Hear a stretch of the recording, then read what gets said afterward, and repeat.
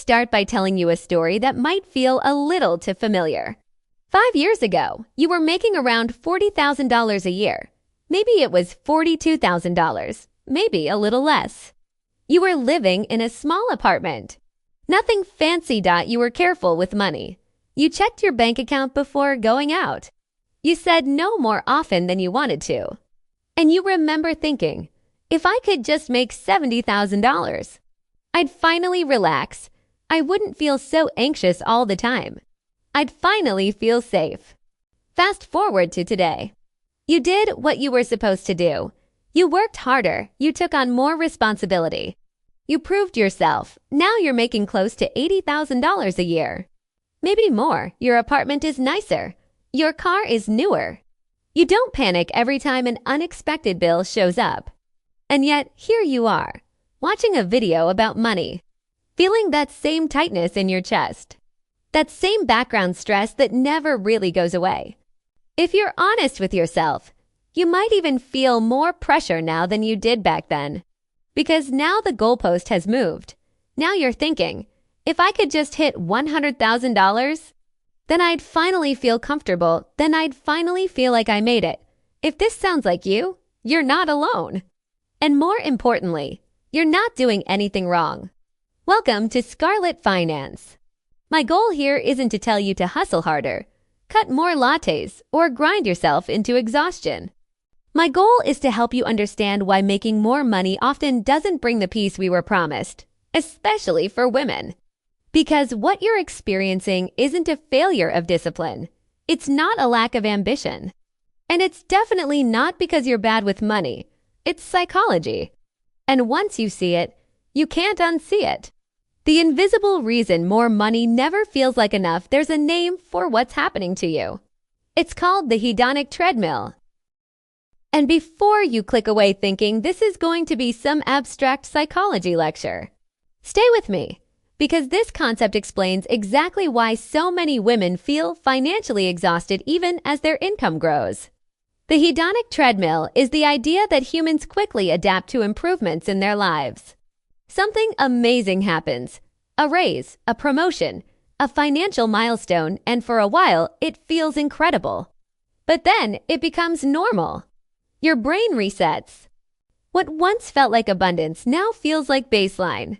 And suddenly, you're chasing the next level just to feel okay again. This idea has been studied for decades. Psychologists first identified it in the 1970s, and since then, study after study has confirmed the same thing. We are incredibly good at adapting to good things. And that adaptation erases the happiness we expected those things to bring. You get the raise, relief. A few months later, stress is back. You upgrade your lifestyle, pride. A little while later, it's just your life now. Your brain is not designed to stay impressed. It's designed to adjust and then want more. Why this hits women especially hard, here's something that doesn't get talked about enough. For many women, money isn't just about luxury or status. It's about security. It's about not being trapped. Not depending on the wrong person. Not being one emergency away from disaster. So when you finally start earning more, your brain doesn't say, great, we can relax now. It says, good, now don't mess this up, now maintain it, now protect it. And that pressure is heavy. Instead of money feeling like freedom, it starts to feel like responsibility, like something you could lose, like something you constantly have to defend. So even as your income rises, your nervous system never fully calms down, and the treadmill keeps moving. The $100,000 myth for years. We've been told that 6 figures is the magic number, that once you cross $100,000 a year, life gets easier. You stop worrying, you finally feel rich. But here's the uncomfortable truth. For most people, hitting $100,000 doesn't end financial stress. It just changes the flavor of it. Research has shown that emotional well-being does increase with income, but only up to a point. Historically, that point was around $75,000 a year. Adjusted for today's cost of living, that number sits closer to $95,000, $100,000. After that, happiness still increases, but very slowly. Which means each additional dollar gives you less emotional return. You work more, you carry more mental load. You have more expectations placed on you, and the payoff feels underwhelming. That's not because you're ungrateful.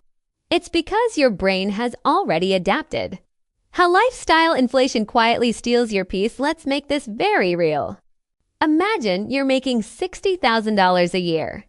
After taxes, maybe you take home about $4,000 a month. Your rent, bills, food, transportation. Let's say that totals $2,500. It's tight, but manageable. Now you get a raise. You're making $80,000. Your take-home jumps to around $5,200 a month. And without even realizing it, things start to shift. You move into a nicer place, just $500 more. You upgrade your car, just $150 more a month. You eat out more because you're busy, another $300. New clothes for work, a few subscriptions. A gym you barely go to. Suddenly, your expenses are $3,800, and your breathing room, almost the same or worse, smaller. You didn't become irresponsible. You just adapted. This is lifestyle inflation, the financial version of the hedonic treadmill.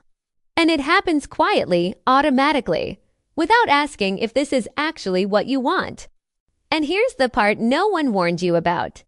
More than half of people earning between $100,000 and $150,000 say they're living paycheck to paycheck. Let that sink in. These aren't people who can't make enough money. These are people whose lives expanded to consume everything they earned. The treadmill doesn't slow down when you earn more. It just speeds up with you on it. And if you don't consciously step off, you can spend your entire life chasing a feeling that never arrives. So if earning more, upgrading your lifestyle, and hitting milestones doesn't actually bring the peace we expect, what does? This is where most money conversations completely miss the point. Because the problem isn't that we want better lives. The problem is how automatically we chase better, without stopping to ask why. And this automatic chasing is exactly what keeps the treadmill running. The lie we've been sold about upgrades from a very young age. We're taught a quiet equation. More money equals better life.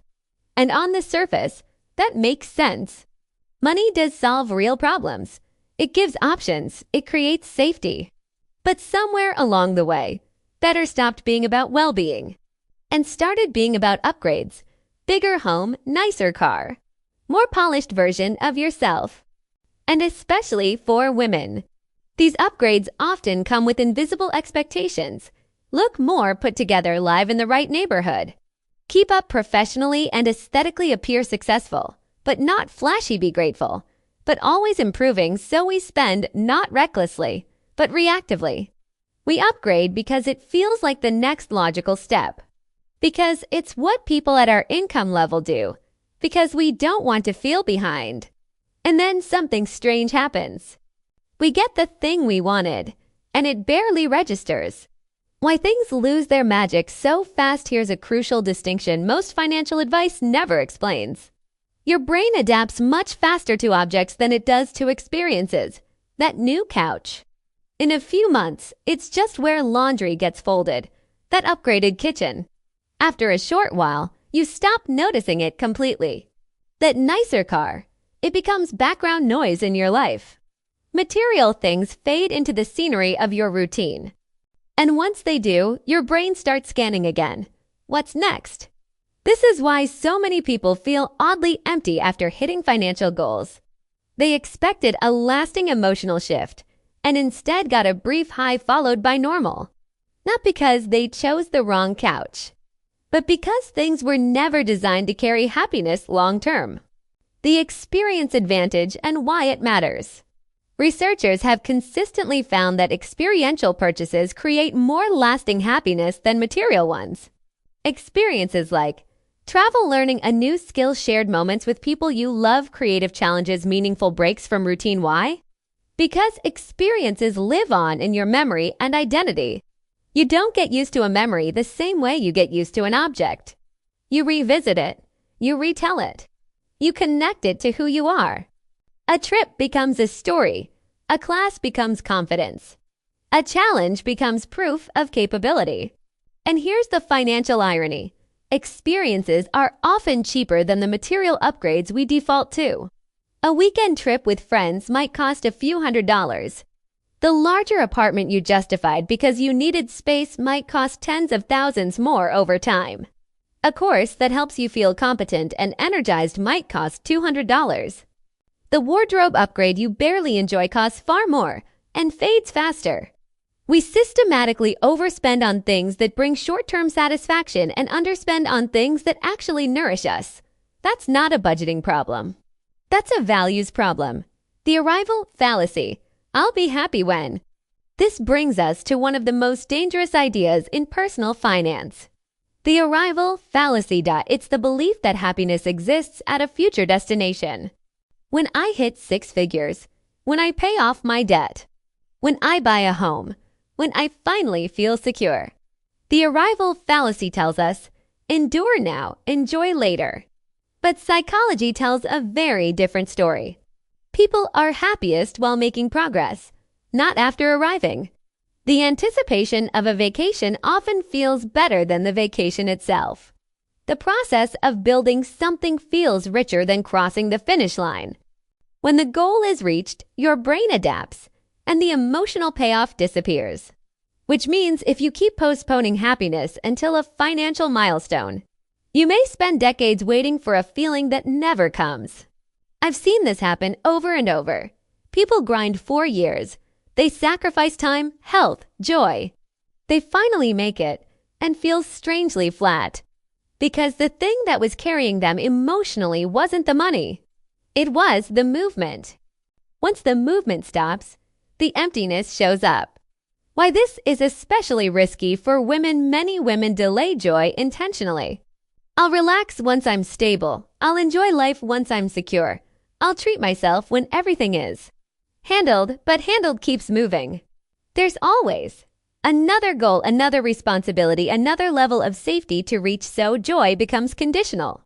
And that's a dangerous trade. Because time doesn't pause while you're being responsible. Your 30s don't come back. Your energy doesn't compound like money does. Your relationships need presence now, not later. Money can buy options, but it cannot buy back lived time. Stepping off the treadmill without giving up ambition. Here's the shift that changes everything. The goal is not to stop wanting more. The goal is to want intentionally, to choose upgrades consciously, not automatically, to define enough logically, not emotionally. This is where most people go wrong. They try to outrun the treadmill. Work harder, earn more, optimize endlessly. But you can't win a race with no finish line. You don't escape the treadmill by speeding up. You escape it by stepping sideways. And in the next part, I'm going to show you a simple rule that prevents lifestyle inflation before it starts, a counterintuitive practice that restores gratitude and calm, and how to redirect ambition towards something that actually ends the race. So the question becomes, how do you build wealth without letting wealth quietly steal your peace? How do you step off the treadmill without giving up on growth, ambition, or independence? This is where the conversation finally turns practical. Step 1. Create a lifestyle anchor. The first tool is something I call a lifestyle anchor.